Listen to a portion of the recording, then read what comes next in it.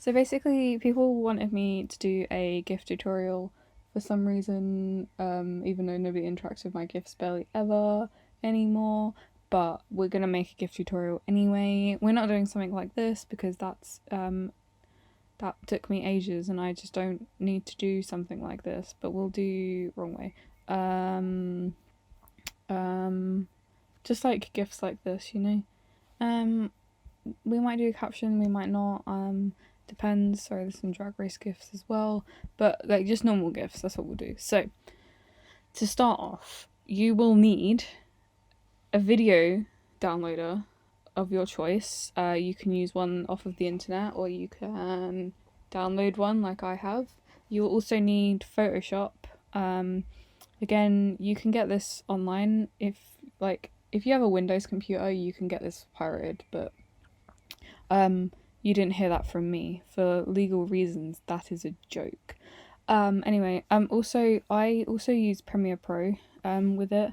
And apparently they've changed the icon and it's really ugly. I don't know why they did that. But I use that to kind of cut down the size of the clips, but you can do that in Photoshop. I just prefer to do it in Premiere Pro because I have it. So to download videos, I use this thing. It's a 4K video downloader app, and it downloads up to 4K. This is what it looks like on my thing. Yeah, these are basically any video you want, you just download. So for I think this is for Mac only. I'm not really sure, but Windows you can just use like an online site. There's plenty out there that download videos. You just gotta find one. So what we'll do is we'll go to YouTube, and we will not look at Bethany's recommendations because it's Dunhouse here. A bunch of Sims and random shit and ants. Yes, I watch videos about ants, but that's not what matters. So I want to do pin off 3. So we're just gonna find pin off 3. Because look at look at their hair. Do you guys have Okay, don't start playing. The video will just start playing, and it's annoying. But let's not. So you're gonna copy the link and go into your video downloader wherever you've decided to use, and paste link and wait for it to download. And then, so this video is only in 720 because it was from 2011, so, you know, subpar video quality right there. Okay, so now my video has downloaded. We're going to put it in Premiere Pro. Again, you can just do this straight in Photoshop, but it's a little bit more difficult, but I'll show you why when we get to that stage. Now, if Premiere Pro will ever open, then we will. Yeah, just a disclaimer, I find talking very exhausting because of various reasons. So, like, I'm trying my best. What have they done to Premiere Pro? Why does it look like this? That's so gross. That is disgusting. Have they changed Photoshop as well? Oh, I'm gonna be so mad. Why do they have to mess with the look of things? Like, this icon is so dark and so ugly. Why have they done that? Oh, gross. So excuse my laptop's gonna explode while I'm doing this, because when you screen record things, the laptop has to work like twice as hard. So, let's just let it lag, you know, forever. At some point, this normally opens quicker, but I think it's because it's updated. There we go. Oh, they've got rid of... No, it looks alright, it's fine. Right.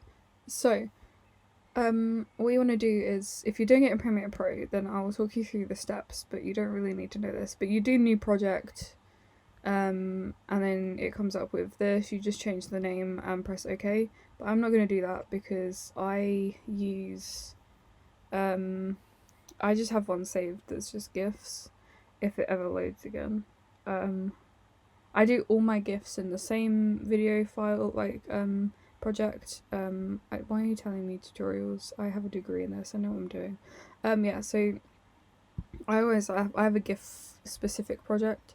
It's probably got GIFs in the timeline already, or like videos, but it's gonna locate media and then not find any of it because I've deleted all of the videos from the project. So yeah, you don't need this open anymore. Yeah, and for some reason I have Spotify open, I'm not sure why, so we'll close that. And I'm going to close Discord and then hope that my computer doesn't die as much. So yeah, when this loads, because it will take a while because I'm screen recording at the same time and my laptop does not like that. I can hear it being, like, I can hear the fan whirring like a lot, so hopefully it'll kick in a second. While it's doing that, I'm just going to delete the previous gifs. I was making basically I'm gay gifs. Again, this step you can skip completely, so what I do is import, wait for it to load, and yep, Fur's not on fire 3, import, and that should put it in the timeline. And then I have so many dead videos in here that I should probably get rid of, but you just gotta search until you find it. There it is, and then open it up, and then basically just use these things and find the clips you want, and then put them in the timeline. When you put things in a timeline, say I wanted this clip, I'm not going to use this clip, but if you want audio as well, just drag the thing, so you just drag it into the timeline, and then change sequence settings, because this is done in a different aspect ratio because it's such an old video, so you need to change the sequence settings, and then it will change this up here. And yeah, I'm going to stop screen recording while I pick my clip because my laptop is clearly not having a good time. So yes, be right back. Okay, so I picked my clip, which is just this very short bit. So if you're doing it in Premiere Pro, I'll just show you what to do. So you put it in your timeline. I always like kind of think about what I want the GIF to look like. So my thoughts are this clip, it's the same clip, like a continuous clip, but I want 2 GIFs, so 2 big GIFs. So in my head I've thought, well, that's a good length for one GIF, and then this is a good length for the second GIF. So they both lead on from each other, but I've just left a gap in between them so that in Photoshop I can see where one clip ends and where one begins. So we're going to do File, Export, Media, and then click our bones slightly because I have to. And then I'm going to change the output name. So basically the output name will be whatever video you put in to start the project. So I started this project ages ago with this video. So it also always defaults to this name. And I have like 1,000 videos all called exactly this, even if it's not relating to the video, because I just can't bother to change things. But for this tutorial I will just change it to pin off 3, and save, and then export down the bottom, and then that will export. Now I don't always close Premiere, it depends what I'm doing. If I'm putting a caption on, I always leave Premiere open so that I can hear the dialogue, but I can't be bothered to put caption on. Or should I? No, I can't bother to put a caption on, so I'm just going to close Premiere, save the project, and Premiere might still be open because it's a Mac and things don't close. No, it's alright. Okay, so now I've got my clip. I'm going to open Photoshop. So if you're not doing it through Premiere, then you would just open Photoshop straight away.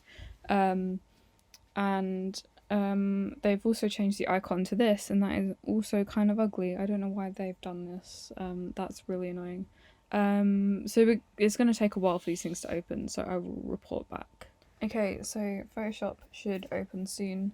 And I'm still really just annoyed at the new interface, because that's things that bother me as a professional. That's not the right word. I mean, technically I am professional. I do have a degree in media and I'm doing a film degree currently. So technically I kind of am a professional. Why is it showing me tutorials? It always shows me tutorials like what's new in Photoshop, and I just don't care. I'll learn it in my own time, it's alright. So kind of like Premiere, if you didn't skip that part, everything you've ever done is kind of here. It's just a lot of Dan Howell, don't mind him. So for Photoshop, we're going to go File at the top, and we are going to go Import Video Frames from Layers, or 2 layers, sorry. And when that loads, it's a process.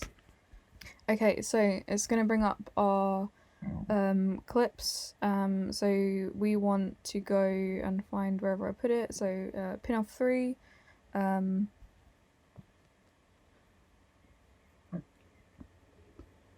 Okay, so once you open your clip, you will see this. So this is what I was saying by you can edit the clip in here, but it's quite difficult because you have to use these little things down here, and you basically scroll across to the point you want, but it's not always very accurate. Like, you could be like, oh, I want this point, like here, but when you let go, it moves it somewhere else. It's really annoying, which is why I do it in Premiere, so that I know that I need to have it right on the beginning. And then I'll just move this clip and find the black in between the 2 clips, which is somewhere here. So I find this black, I go as close as I can to where the black frame starts, and I'll go one before it. And sometimes you'll get the black frame as well, and then you'll just delete it from the thing, sometimes you won't. So this is now our first clip. So we're going to OK and let it load, and this will basically has converted all of the frames of the clip into layers, and this is what's going to form our GIF. So I like to try and keep the layers below like 100. You can get away with doing more, but 100 is normally a good kind of ending point. So obviously you don't know how many layers you're going to get when you first put something in, so I always just scroll up and see what's there, and then if there's more clips than I need, you just like highlight what you want and you press delete, but we won't do that on here. So I do this differently every time, but the first thing I would suggest you do is change the size, because this GIF is too big. We haven't made it into a GIF yet, but it will be too big for Tumblr's requirements. So what I want to do is make a long GIF that is so it would be 1 GIF on a row and then a GIF under it is what we're going to do. So what we'll do is we're going to go into image size, and then brings us to this. Make sure you have this chain selected, and that will basically link these. So if you change one, Photoshop will automatically change the other dimension so that you still have a rectangle. So the width I can't say width properly. The width is always going to be 540 if you're doing 1 GIF per row. If you're doing more than 1 GIF per row, so if you're doing 2, it's 268. And then you can do a second 268 GIF, and they can both be next to each other. If it's 3 GIFs, I think the middle one has to be like 267 or something. I can't remember. I never do GIFs that are 3 in a row, but you can Google it. But for this GIF, we're going to do 540, and as you can see, it automatically changes the height to keep it into a rectangle. So then we're going to press OK, and that will bring us back to our GIF, and it will be resized, so it will zoom it out. So you can just zoom back in. Reminder, the further in you zoom, the worse quality it's going to look. So if it looks bad quality when you've got it on the screen, then don't worry about it. It will look better, hopefully, when it's an actual GIF. But old videos tend to look a bit worse, as you can imagine, because the quality isn't actually that good. So once we have this and it's the correct size, what we do is we're going to go down here to our timeline. Now, if you don't have a timeline, what you do is you go window, I think, yeah, you go to window, and you'll scroll down here until you see timeline, and you just click it. So see how the timeline's gone away. So we'll go window, timeline, and it will bring up the timeline, and that will bring up this for you. So what we do is we go down to our timeline, and we press these like lines here, and that will bring up another menu, and then you put make frames from layers. So what that will do is that puts all of the frames that are here, into a timeline. So when you press play, it plays. So it will play at this speed in Photoshop, but when you export it, it won't. So we need to change the duration of the time that each frame plays for. So I'm going to go back to the beginning, so I'm just going to press this button here, and that will take me back to the beginning of the sequence. Then what I'm going to do is I'm going to make sure this first frame is selected, and then I'm going to scroll all the way across to the last frame in the timeline. I'm going to press shift or whatever it is on Windows. I apologise, I do not know. And I'm going to click on that so it highlights it, the whole thing. And then what you're going to do is on any of these frames, it doesn't matter which, you're going to press this little arrow next to the 0 seconds. And this will give you up a delay time between frames. So I forget how it works, but basically the time length the frame determines how slow or fast it plays. So what we're going to do is we're going to go to other, because these are all too slow or whatever. I don't really know, I just know how to do it. And then we're going to, we'll bring up this set frame delay. So what we're going to do is 0.05, if it will do the first 0.05, and that is going to be applied to all of our GIFs. So now each frame will play at 0.05 frames, seconds per frame. So again, you can go back to the timeline, and like I said, when you play it, it will play exact same speed it did before, but when you export it, you will notice a difference. So now we've done that, what I do is we're going to get ready to sharpen the GIFs. You don't have to do this.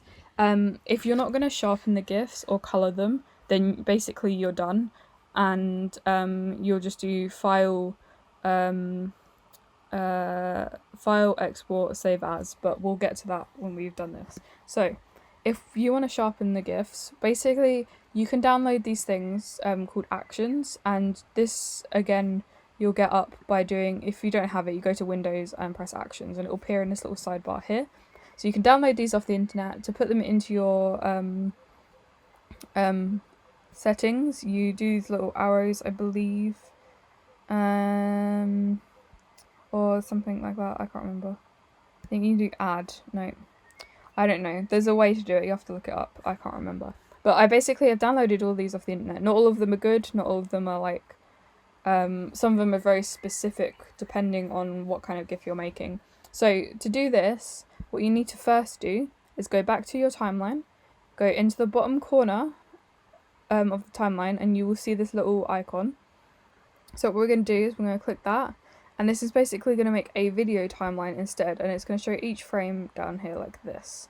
So from here, what we're going to do is we're going to go back to our layers, and we're going to make sure that the first layer is selected, scroll to the top and shift click, and then we will have all of the layers selected, and you can see that all of the layers are selected in here as well.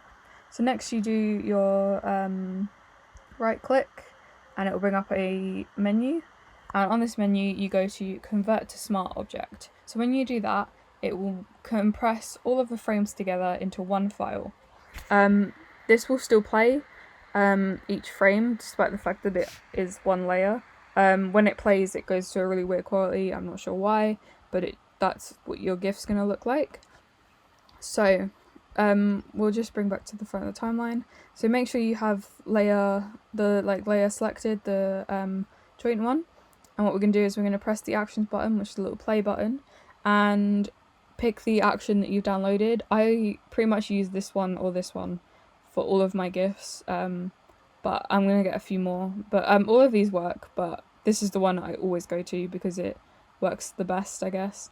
So you're going to select, so it'll always be closed, but it remembers what you last opened, which is why some of them are open. So I'm going to open it up, and then what you do is you press on the top first layer, and you go down here and you press play, and automatically it's going to sharpen the GIFs for you, so you don't really have to do anything.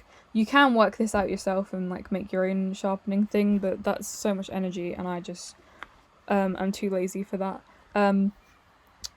So basically what you see is it's applied a smart filter to all of these, and it duplicates the layer, and this one's like transparent and it has different sharpness on it, and that's how it works. I don't really know. So now you've got two layers of the same clip basically playing over each other. So when you're playing it, you can't tell, but there is definitely a quality difference between them when you actually like look. Sometimes it's really subtle, sometimes it's not, but as you can see, it is a different kind of thing. So next, I do colouring. I do this the same thing on literally every GIF I make. It's one of those things, like, I wouldn't say copy what I do, because like everybody has their own kind of way of colouring. This is just a specific way that I do it, and yeah, so basically this is like trial and error. I only do this because it's kind of what I've learned in uni, basically, um, for like videos and stuff. So this is why I do it like this. But it's all about playing around with yourself and like figuring out what coloring works best for you. So don't just copy what I'm doing, because again, it won't apply to like every GIF you make. But it can be useful to see what other people are doing. Okay, so with our colouring, we're going to go to our adjustments, which is here. I believe this might always be here, but I can't remember. So what I do is I go to exposure and open that up, and I go to the offset tab, and I ever so slightly turn down the offset. So you don't want to do this too much because it basically makes it darker or lighter. So you can do it lighter, I guess, if you want to give it more like a film dreamy kind of look, if that's what you want to do. But I normally go from 0 and kind of work back slightly. I don't go all the way because obviously, as you see, it gets darker and darker. So I'm going to set this back to 0 so I just can work properly. So you grab this and I basically nudge it along slightly until kind of brings the darker colours in properly. So that's all I do for exposure. Sometimes I add vibrance. It depends what the GIF is. This one probably doesn't need vibrance on it as much. Sometimes I will turn the vibrance all the way up. I don't mess with the saturation, just the vibrance, but I think I'll turn this up slightly. But this will change in a second because I'm going to do colour balance. So as you can see, well, I don't know if you can see, the lighting is kind of orangey. That's partly because of the offset and the vibrance, but that's partly because it's probably wasn't orangey kind of light when they filmed it. So I bring in the cyan a little bit to bring it a bit bluer, and then I either add more dark blue, or I add a little bit of yellow, but for this one I'm going to do dark blue, so it really like cools down the tone of the thing slightly. You can also mess with this, but I don't really use the magenta or green unless I really have to. I normally just do cyan and blue. To me that's a better colour correction. It looks more natural, like you would see in real life instead of like camera lights, is the way I always do it. So that's all I do for colour correction, but you can do any of this. If you look it up, you can learn how to do it, like curves. Curves works kind of the same way that exposure does, I guess, or the offset exposure does. But again, you don't want too much of these because you can really mess the way your GIF looks. Unless you want something crazy, then do this by all means, but you really don't need to. So once we have that done, I then will go to this timeline. And so if you have text in your well, we'll add text in a second because I'm going to do my watermark, but if you add text, it often makes the text longer than the GIF, so you just have to basically go to the end of the clip and say that was the text. You just basically move it to the clip. The text kind of is the master duration for all of the color balance, so you just have to change that. So basically what I do is make sure that I have something above the color balance clicked, and then I go over to this bar over the side and to the T, which is for text, and then we'll put the watermark down here, I guess. So it's default at the moment on Arial because that's what I used to do captions, but I'm not doing captions, so it doesn't matter.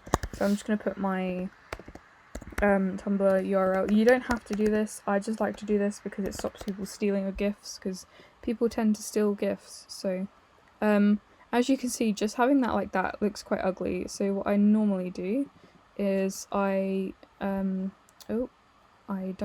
get more than one text box.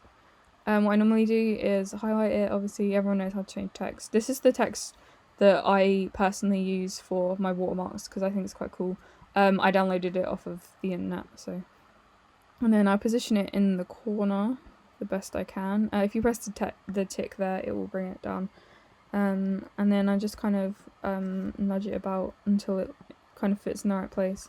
And then to make it less obvious that it's there, but still so people can see it, I normally go down so you click the text, make sure it's highlighted, and then where it says normal, if you click there, that'll bring a list of things you can do, and as you can see, it changes it depending on what one you do. So normally I do soft light because then you can still see it, and when when they move, like it kind of is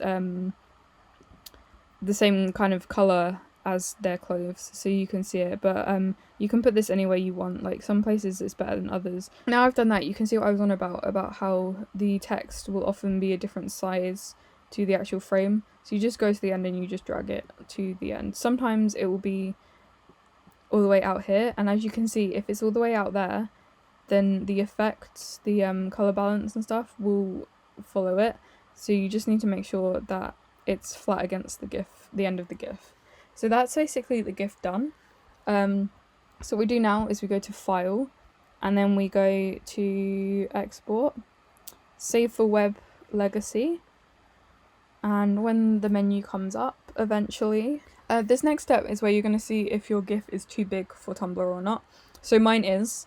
Well, it's not, I don't think. I think the GIF limit is 8 megabytes, but I normally try and stick below 5. So to me, this is too big. So what I'm going to do is I'm going to cancel, and I'm going to go back to my layers, and I'm going to decide where to actually end this GIF. So basically, I'm going to remove the end about here, where Phil's face starts to change like that. So I'll leave a little bit of it, because you don't need to take away loads often.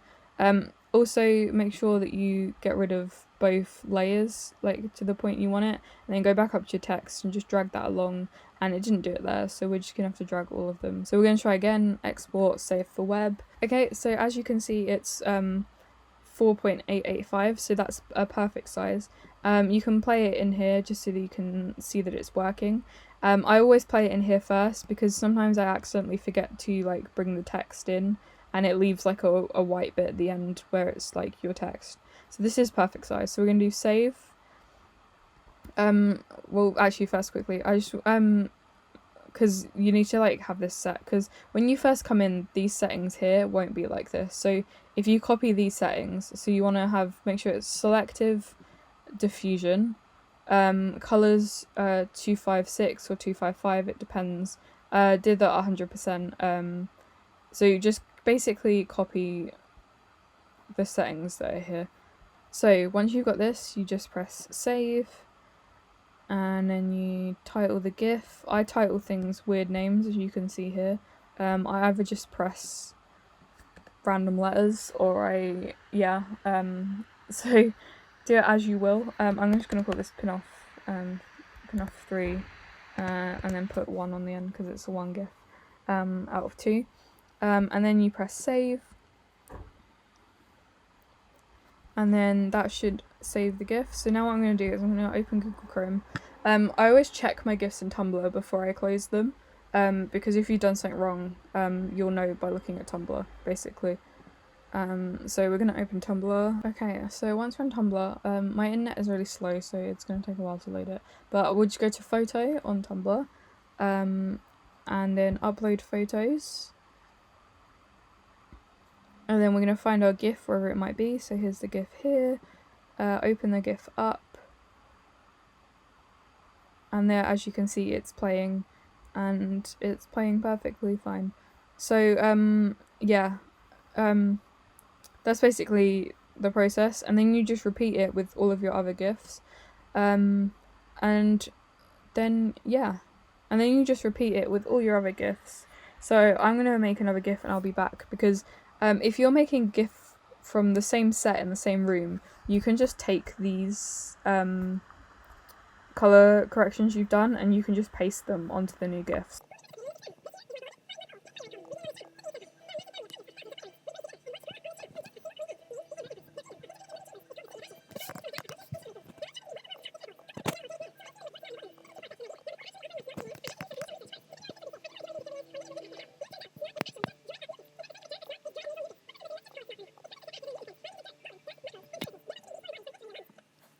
Okay, so I've made this second GIF. So basically what I'm going to do is I'm going to go back to the original GIF, which way don't close your GIFs when you're done with them just yet. So I'm going to first click on exposure, and then I'm going to shift and click up on all of them so that they're all highlighted. And then basically what I do is I grab them and I drag them onto the thing here, and it should change to the other GIF. and then you just drag it to the GIF and you let go. And it will apply it to it. With text, it kind of just places text wherever. So you just grab the text and just move it back down to wherever you want it. And that's a really easy way to kind of, you do all the hard work making the first GIF, I guess, and then you just borrow the second one and paste it on this. So then what you do is just make sure your timeline, as you can see, because the two GIFs weren't the same size, like lengthwise, the second GIF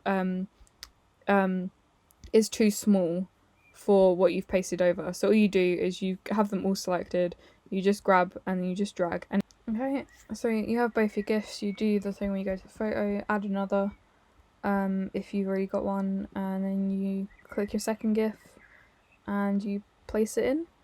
And as you can see, they both work absolutely fine. For captions on like the post, you can either do no caption, or if I am doing a GIF where I haven't used any text like for what they're saying, I often use what they've said as the caption. So this one, I think Dan's singing "I Can Show You the World," so I'm just gonna put I can show you the world. And then I'm just gonna highlight it, and I'm just gonna yeah, I'm just gonna make it lean. I also probably make it bigger. Yeah, I'm gonna press H and thing, and then I was gonna do 3 dots because like obviously carries on singing. If you want to know the best way to get people to see your GIFs, this is what I do. So I have this thing already set, so basically I don't have to type things in every time.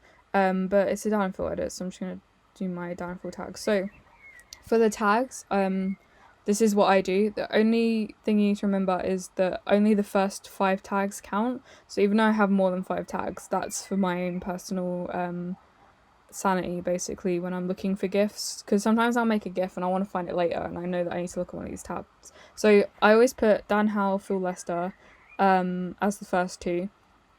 These can go in any order, by the way. But those are the first 2 I do. And then I always tag Daily DNP because they are really nice, and they post basically any GIFs that you tag them in.